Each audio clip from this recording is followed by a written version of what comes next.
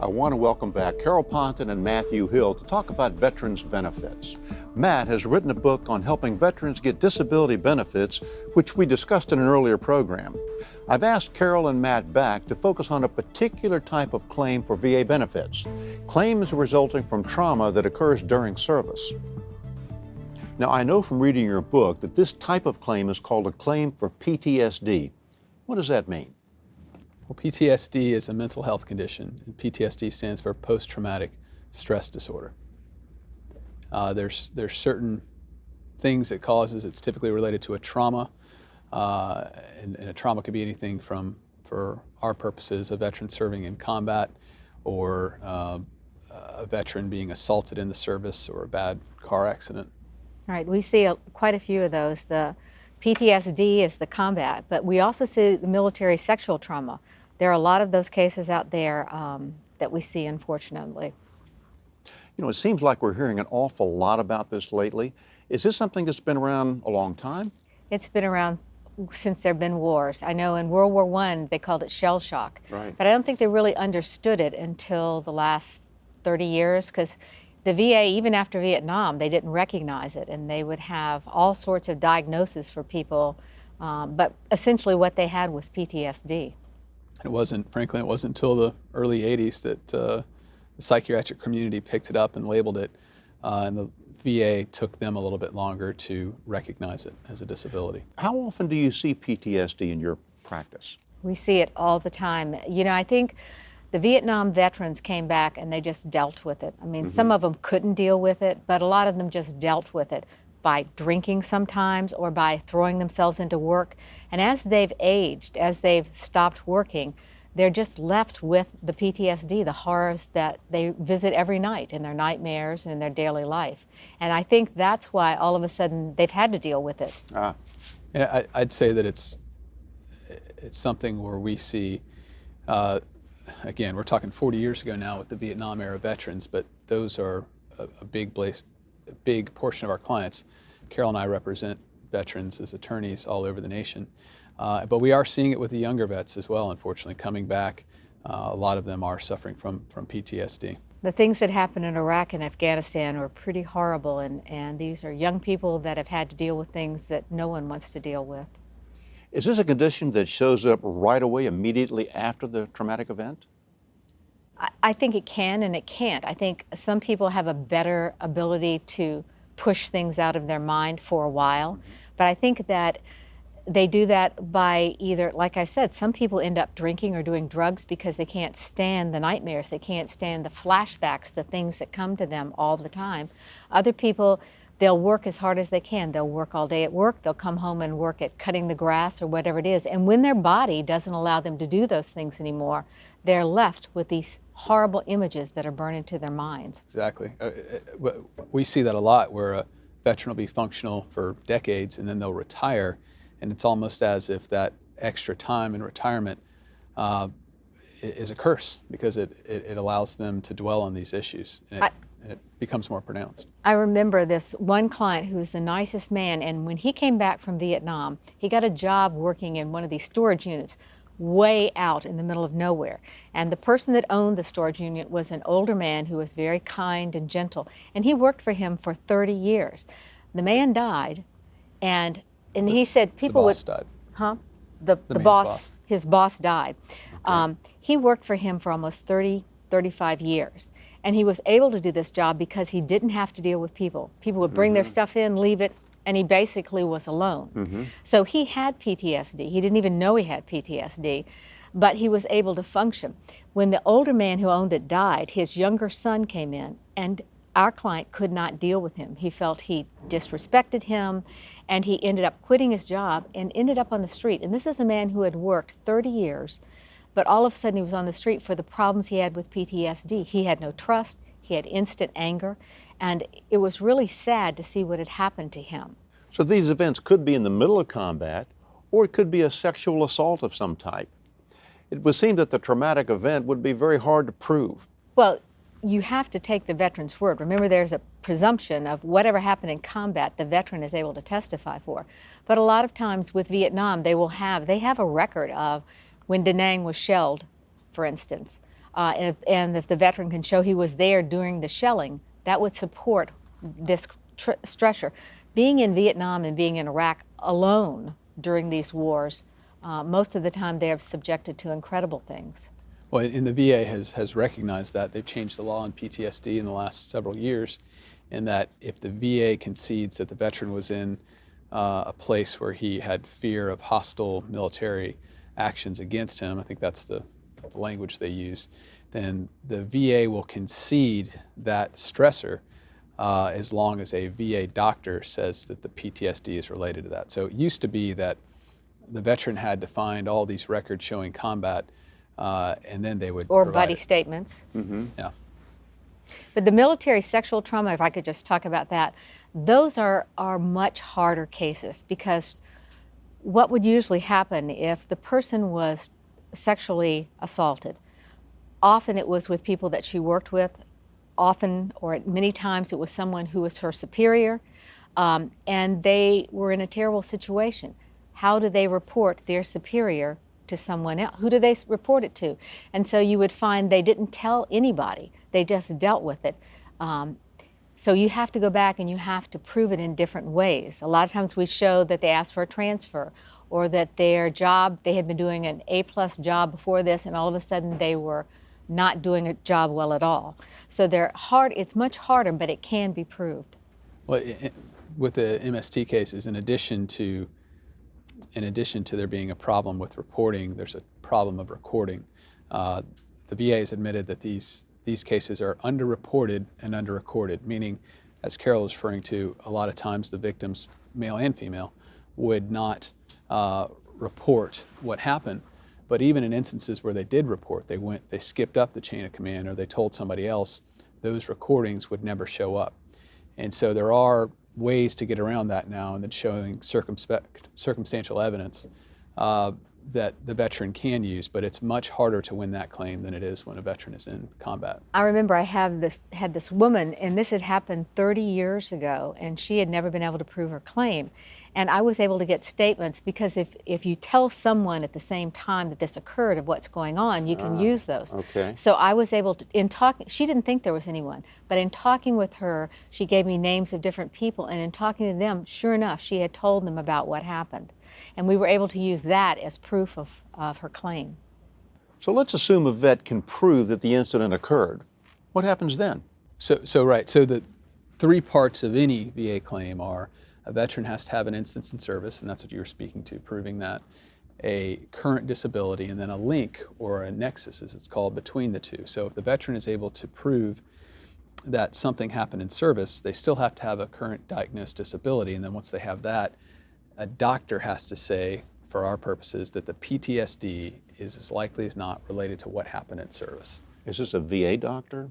Well, going back to what I told you about combat, with combat, with the new regulation where the VA concedes a stressor when the veteran was in a hostile region, if a VA doctor is the one to say that that exposure to the combat was related to PTSD, then there's that link there. But if you have just a regular doctor saying that the stressor is what caused the PTSD, you have to have evidence supporting that stressor. You have to have corroborating evidence, meaning basically secondary evidence, like Carol was talking about, where Da Nang was shelled. You have to actually show that. So there's a difference in the way the VA treats their doctors versus private doctors. Right. Now, I've heard about and read about an exam called a C&P exam. What's that? It's called a compensation and pension exam. So once you've filed a claim, the VA has a duty to assist. And one of the ways they do it is they send you to one of their doctors, normally a VA doctor, and that doctor examines you for whatever claim that you're making, whether it's PTSD or what else. And they first decide, do you have PTSD? And then they would decide, was this PTSD related to what happened to you in the service? If you've just joined our program, we're here with attorneys Matthew Hill and Carol Ponton, and we're discussing PTSD and VA benefits. Carol, what's been your experience with C&P exams for PTSD claims? It's all across the board. We have some exams where they diagnose the veteran with PTSD. They seem to be excellent doctors. They take the time with them. And then we have other exams that are pretty sad. The veteran will say, the person spent 5 minutes with me, they wouldn't let me talk, they didn't really ask me anything. So it really depends on the examiner. So we see, we don't really handle claims where the veteran files the claim. We handle cases where the veteran disagrees with what either the denial of service-connected benefits or the denial of the rating that he wanted. And so we see, unfortunately, some of the worst exams. And right. That we see where a veteran was denied. A lot of times we'll see where the VA will say, the examiner will say, well, no, you don't have PTSD, you have a personality disorder. And that will be in the face of the veteran treating at the VA medical center where they're treating him for PTSD. So oftentimes, unfortunately, we see cases where the veteran will be traumatized by the C&P exam because he'll have to relive experiences that he would rather forget about and then have a very poor outcome with his case. That one of the problems people who have PTSD have is they don't want to relive it. They don't want to talk about it. They are terrifying. Sure. I mean, there's no way to tell you how awful some of these experiences were. And so for them to sit across from a total stranger and start talking about it for the first time in their life, it's very difficult. And so that's one of the reasons I think some of the C&P exams are not very helpful. If a veteran is in treatment with a doctor that they come to feel this doctor feels for me, understands for me, and maybe I can let a little of this horror out and show them, then you get a better result. What are some of the factors that the VA uses in determining the benefits for PTSD? You mean the amount of benefits or whether they have PTSD? The amount. The amount is they decide how disabled this person is because of PTSD. And they have a rating schedule, and the rating would say if you have these symptoms, then you have a 10% rating. If you have these symptoms, you'd have a 30%. Okay. So with that, common errors we see with veterans is one of the most powerful symptoms they have are nightmares, flashbacks, and that is something that these veterans live with on a day-to-day basis. And so when a doctor says, well, okay, you have PTSD, what are your problems? That's the first thing they're going to say. And that's a 30% rating, and we see that a lot. What the veteran doesn't immediately identify, but their spouses might, is the anger they have or the isolation they have. So I can't tell you how many times I've talked to a vet where they say, you know, my worst symptom is anger, and then they'll say my worst symptom is the nightmares, the flashbacks, and I'll say, well, how do you do with dumb drivers on the road? And you get these stories about where they run them off the road, they get up, they honk, they get out and fight them, and those are symptoms that the C&P examiner didn't bother looking at, and symptoms that would give the veteran a much higher rating and speak to the severity of the disability more. One of the real problems with the C&P exams is they won't let the spouses back there. And as Matt said, the veteran doesn't perceive that his anger is a problem. Well, anybody on the other side of it immediately knows it's a problem. Sure. And so they don't get into the things that are really part of this PTSD. You know, I've heard that a lot of vets with PTSD turn to drugs and alcohol. Does that disqualify them for benefits? No, in many cases that's part of the symptom. And that's what I was trying to say when we were talking earlier is when a problem happens, when there's a traumatic incident, sometimes the veterans don't seem to have PTSD because they bury it either with drugs or alcohol or work. And it's only when they stop drinking or they stop doing drugs or they stop working that they are overwhelmed with these images that come back to them. I've had a lot of veterans say that if I'm not drunk, totally drunk, I cannot sleep at all. The images are so horrifying. Now, Carol, I've heard a number of people complain that these vets with PTSD are just feigning this condition to get benefits. What do you see in your practice? I see nightmares you would never want to have. I see people whose whole lives have been ruined because of what they experienced in the military. I mean, I think you need to know some examples. I have this one guy, he was 18 years old and he was in Iraq, and they were guarding a checkpoint. And this car came toward them and it had blackened windows, so they really couldn't see, and they kept saying, "Stop, stop, stop." The person didn't stop, so they shot them, and then they found out it was a woman with her 3 children. I mean, they're horrible things that happen over and over again. And what happens is this person gets back into society and they keep thinking about what I did. And a car can backfire and it brings them right back to where they were. This is a nightmare. Yeah, and we also know that it's real by the way they treat us. It takes a long time for them to have any trust with us. They are quick to anger. And when you talk to their spouses, it's so clear they all have the same problems. And it's just so sad. It's it's basically being sentenced to a living hell. It's a life sentence. Yeah. If you just joined our program, we're here with attorneys Matthew Hill and Carol Ponton, and we're discussing PTSD and VA benefits. Matt, you mentioned the rating formula for deciding a veteran's benefits for PTSD. Could you tell us how that formula works? Well, the general principle for the rating code is that the veteran should be compensated to the degree to which his disability impairs his work. So the less he can work, the higher his rating should be.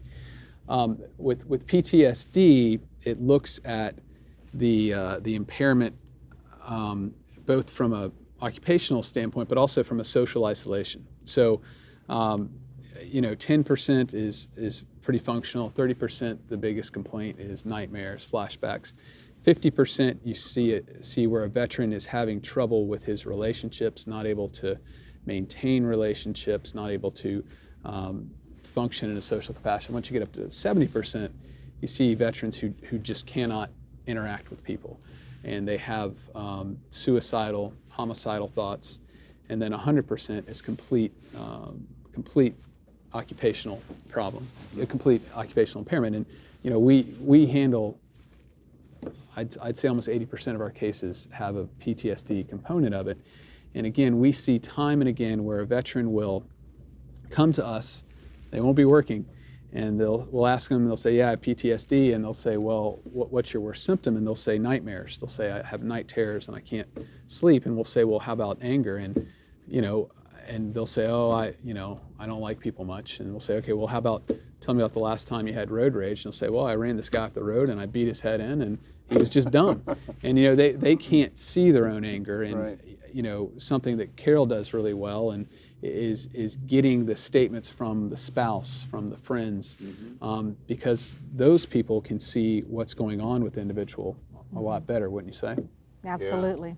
Yeah. And that's one of the reasons that I think veterans are denied with their CMP exam. For PTSD, it's not that you just have nightmares. You have to show that you meet a number of different problem areas like hypervigilance or isolation or anger. And so if the veteran is focused on one area and doesn't really want to talk about the other things, then they say he doesn't meet all of the qualifications for PTSD. Right. In the CMP exams, they do not allow spouses in, so they're not getting their input. But anger is, I'd say, the key thing they don't realize. This is not normal. This is above and beyond. And they run people off the road. They get in their face. I mean, they'll follow people for miles to get back at them for cutting them off. It's anger beyond anything you've ever thought of. And just to her point as well on the actual rating, unfortunately, these veterans don't want to talk about this stuff. They don't want to say what happened to them. They don't want to say the current symptoms. So they are going to respond to the questions of the doctor. The doctor's going to ask questions and they'll respond, but if the doctor does not probe, if the doctor does not get into anger issues or list examples, they're not going to do it. And so we see veterans who don't get the rating a lot, and frankly, when we talk to them, it's obvious they should be higher, and it appears that the questions that the examiner had just were not adequate, or they just didn't expand. The veteran didn't. Okay. A lot of these veterans don't want to talk about it. What they went through is something even they can't think about again, and they'll just break down and start crying. And so they're not going to sit there with somebody who seems cold and distant and is reading from a form. It's just not going to happen. Okay, let's say a veteran has depression. That happened in service, and he also has PTSD. Does he get 2 ratings from the rating formula?